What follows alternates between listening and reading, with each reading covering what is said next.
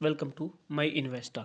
आज हम इस वीडियो में बात करने जा रहे हैं कि अगर आप एक सैलरीड एम्प्लॉय हैं या फिर गवर्नमेंट एम्प्लॉय हैं और आपके पास दिन में 9 से लेकर 3 बजे तक का समय फ्री नहीं है, तो आप आफ्टर मार्केट ऑर्डर्स एएमओ के टाइम पे आप शेयर मार्केट में कैसे इन्वेस्ट कर सकते हैं, कैसे आप बेस्ट स्टॉक चूज़ करेंगे और कैसे उसमें एंट्री करेंगे, वो हम इस वीडियो में डिस्कस करेंगे। ठीक है, तो स्पेशली सैलरीड एम्प्लॉयड या गवर्नमेंट एम्प्लॉय जिनके पास समय नहीं है शेयर मार्केट में ट्रेडिंग करने का, वो इन्वेस्ट करना चाहते हैं, तो उनके लिए वीडियो बेस्ट होने वाली है। अगर आप मेरे चैनल पर नए हैं तो चैनल को सब्सक्राइब जरूर करें।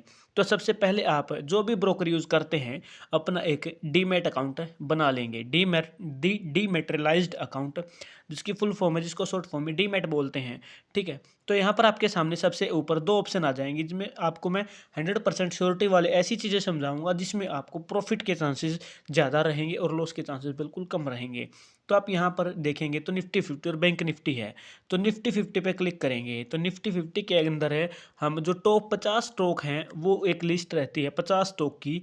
तो उस 50 स्टॉक में से हम अच्छे स्टॉक चूज़ करेंगे जिसमें फिर लॉस के चांसेस ज़्यादा होंगे, क्योंकि अगर निफ्टी 50 ज़्यादा पॉइंट गिरेगा तो मार्केट क्रैशेस के चांसेस आ जाते हैं। और ऐसा बहुत ही रेयर केस में 2 टाइम पर ही हमें देखने को मिला, जिसमें निफ्टी में बहुत ज़्यादा गिरावट आई 2008 के टाइम पे और 2020 में कोविड के टाइम पे।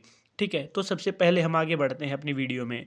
तो अगर आपने डीमैट अकाउंट बना लिया है और निफ्टी 50 पे क्लिक किया है तो 50 स्टॉक आपको देखने हैं। ठीक है, तो 50 स्टॉक आप देखोगे तो यहाँ पर आपको दिख रहा है कि ये 50 कंपनी यहाँ पे आपके सामने आ जा रही हैं। तो उसमें यहाँ पर आपकी ये 50 कंपनी हैं जो कि मार्केट कैप के अकॉर्डिंग भी सीरियल हैं, और जो कंपनीज का वेटेज निफ्टी फिफ्टी में कितना है उसके अकॉर्डिंग भी इन कंपनीज की यहाँ पर सीरियली दिखाया गया है। तो यहाँ पर सी ऑल कंपनीज पे क्लिक करेंगे तो हम यहाँ पर सबसे पहली कंपनी देखते हैं। सबसे पहली कंपनी रिलायंस इंडस्ट्रीज है हमारे सामने। अब इसको आप कैसे समझोगे कि क्या इस स्टॉक में एंट्री करना सही रहेगा या नहीं रहेगा?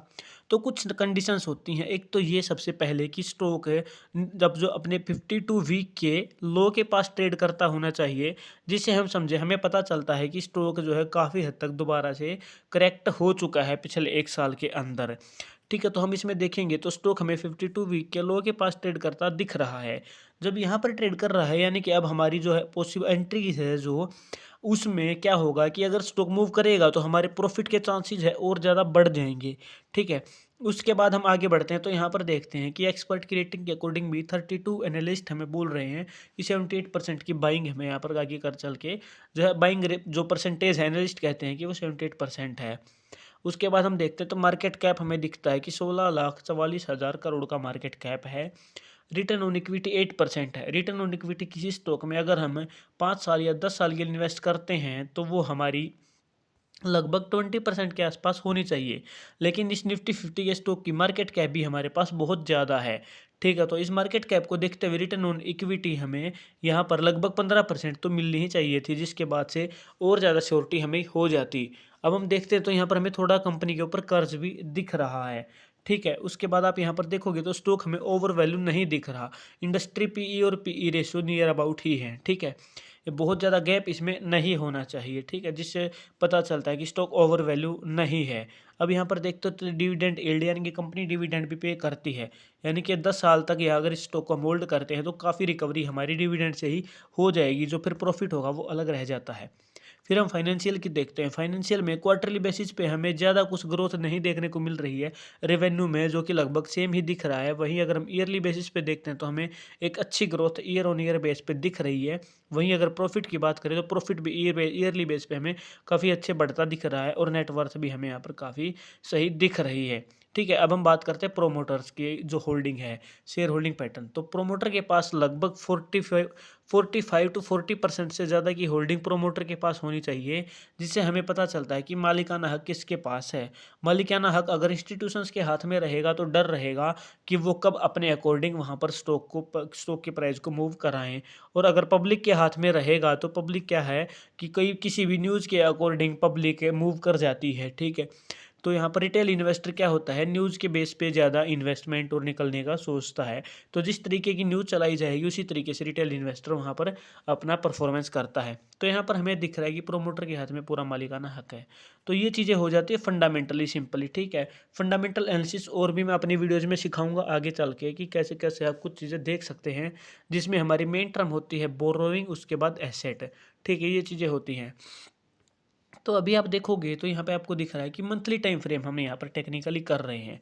तो मंथली टाइम फ्रेम में जब जब आप देखोगे प्राइस है मूविंग एवरेज 50, यानी कि पिछले 50 महीने की एवरेज के पास जब प्राइस आया है, उसके बाद बहुत ही शानदार रिटर्न हमें यहाँ पर देखने को मिले हैं। आप यहाँ पर देखोगे तो स्टार्टिंग में 2003 तक का चार्ट हमारे पास है, तो प्राइस लगभग 43 रुपीज़ पर ट्रेड कर रहा था, और अभी आपके सामने प्राइस है जो कि लगभग 1700 तक चला गया था।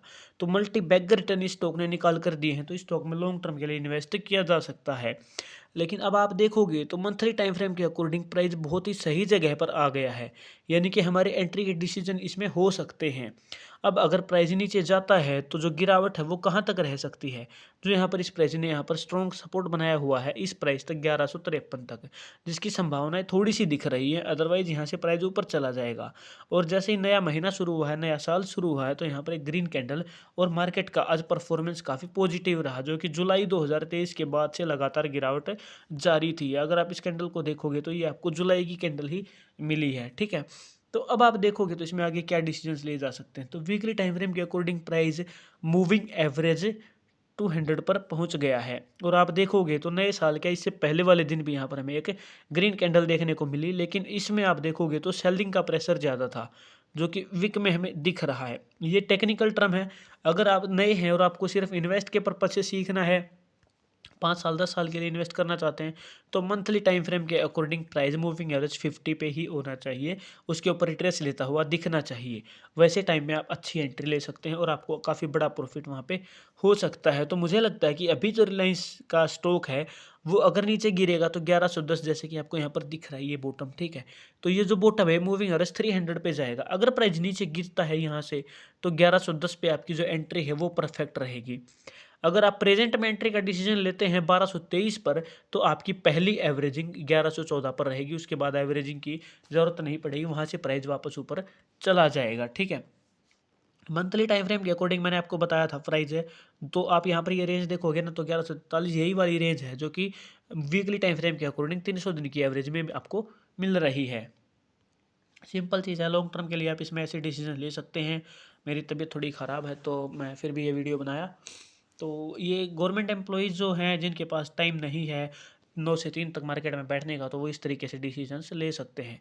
तो मुझे उम्मीद है मेरी वीडियो आपको पसंद आई है। वीडियो पसंद है वीडियो को लाइक करें और चैनल को सब्सक्राइब किए बिना ना जाएं। Thank you very much.